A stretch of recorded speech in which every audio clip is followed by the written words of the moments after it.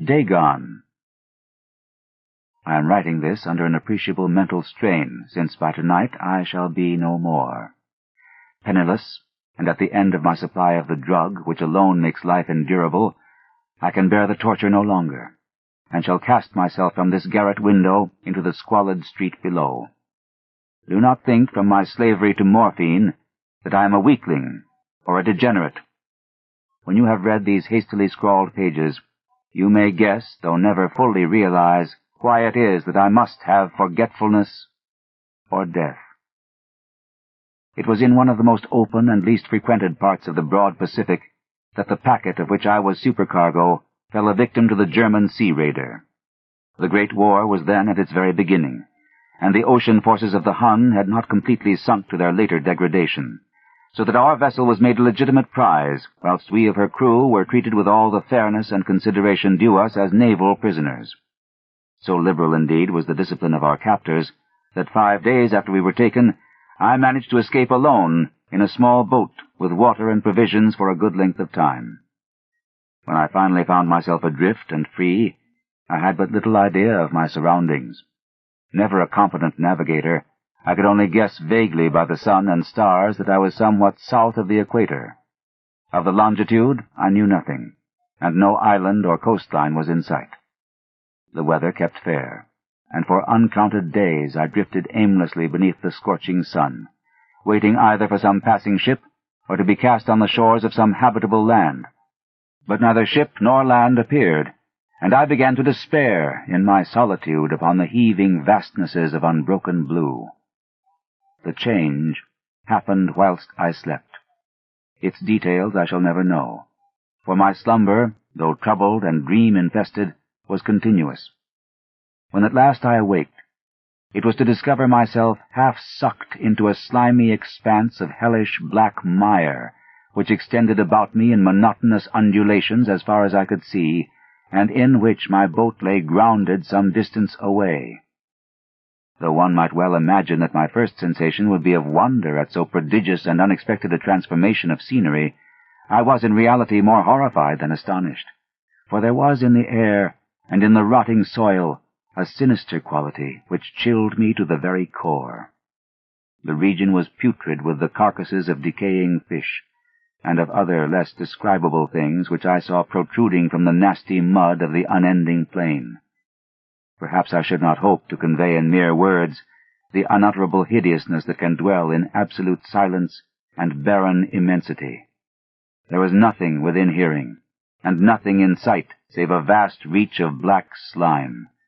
Yet the very completeness of the stillness and the homogeneity of the landscape oppressed me with a nauseating fear. The sun was blazing down from a sky which seemed to me almost black in its cloudless cruelty, as though reflecting the inky marsh beneath my feet.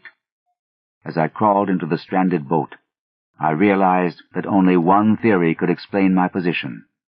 Through some unprecedented volcanic upheaval, a portion of the ocean floor must have been thrown to the surface, exposing regions which for innumerable millions of years had lain hidden under unfathomable watery depths. So great was the extent of the new land which had risen beneath me, that I could not detect the faintest noise of the surging ocean, strain my ears as I might. Nor were there any sea-fowl to prey upon the dead things. For several hours I sat thinking or brooding in the boat, which lay upon its side and afforded a slight shade as the sun moved across the heavens. As the day progressed, the ground lost some of its stickiness, and seemed likely to dry sufficiently for traveling purposes in a short time.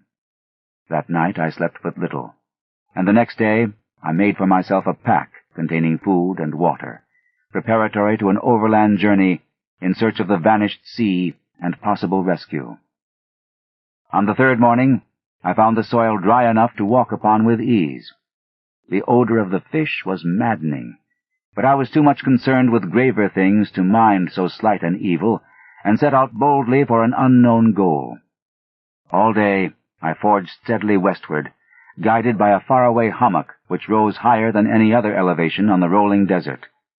That night I encamped, and on the following day still traveled toward the hummock, though that object seemed scarcely nearer than when I had first espied it. By the fourth evening I attained the base of the mound, which turned out to be much higher than it had appeared from a distance, an intervening valley setting it out in sharper relief from the general surface. Too weary to ascend, I slept in the shadow of the hill. I know not why my dreams were so wild that night, but ere the waning and fantastically gibbous moon had risen far above the eastern plain, I was awake in a cold perspiration, determined to sleep no more. Such visions as I had experienced were too much for me to endure again, and in the glow of the moon I saw how unwise I had been to travel by day. Without the glare of the parching sun, my journey would have cost me less energy. Indeed, I now felt quite able to perform the ascent which had deterred me at sunset. Picking up my pack, I started for the crest of the eminence. I have said that the unbroken monotony of the rolling plain was a source of vague horror to me, but I think my horror was greater when I gained the summit of the mound and looked down the other side into an immeasurable pit or canyon, whose black recesses the moon had not yet soared high enough to illumine. I felt myself on the edge of the world, peering over the rim into a fathomless chaos of eternal night. Through my terror ran curious reminiscences of Paradise Lost, and of Satan's hideous climb through the unfashioned realms of darkness. As the moon climbed higher in the sky, I began to see that the slopes of the valley were not quite so perpendicular as I had imagined. Ledges and outcroppings of rock afforded fairly easy footholds for a descent, whilst after a drop of a few hundred feet, the declivity became very gradual. Urged on by an impulse which I cannot definitely analyze, I scrambled with difficulty down the rocks and stood on the gentler slope beneath, gazing into the Stygian deeps where no light had yet penetrated. All at once, my attention was captured by a vast and singular object on the opposite slope, which rose steeply about 100 yards ahead of me, an object that gleamed whitely in the newly bestowed rays of the ascending moon. That it was merely a gigantic piece of stone, I soon assured myself, but I was conscious of a distinct impression that its contour and position were not altogether the work of nature. A closer scrutiny filled me with sensations I cannot express, for despite its enormous magnitude, and its position in an abyss which had yawned at the bottom of the sea since the world was young, I perceived beyond a doubt that the strange object was a well-shaped monolith whose massive bulk had known the workmanship and perhaps the worship of living and thinking creatures. Dazed and frightened, yet not without a certain thrill of the scientist's or archaeologist's delight, I examined my surroundings more closely.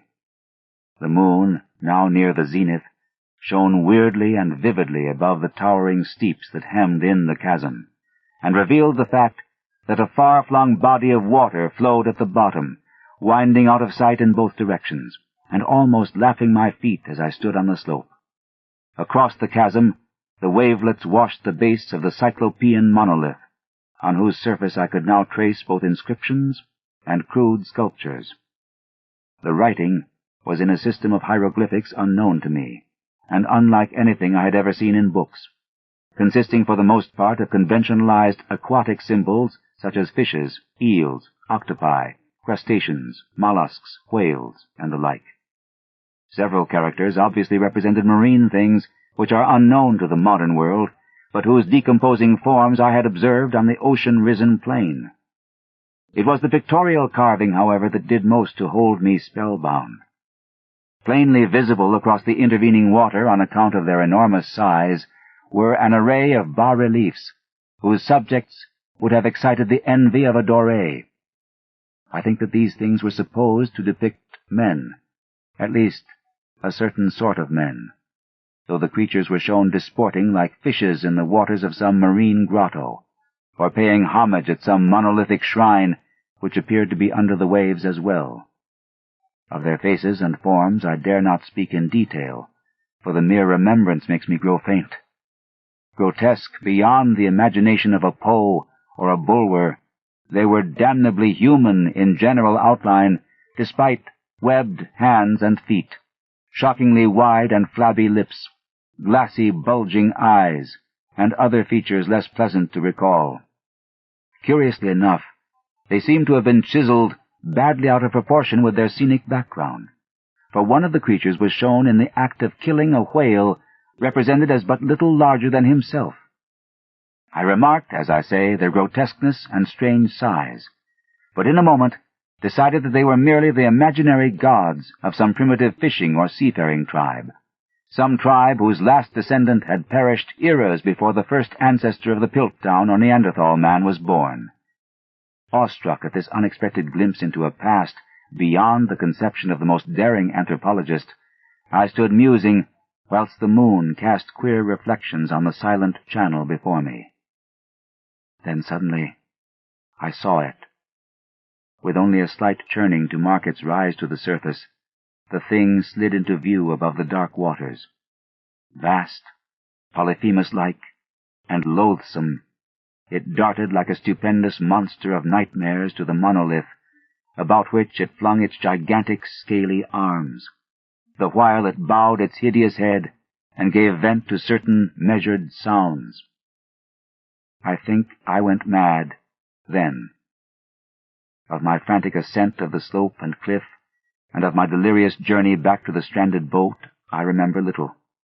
I believe I sang a great deal, and laughed oddly when I was unable to sing.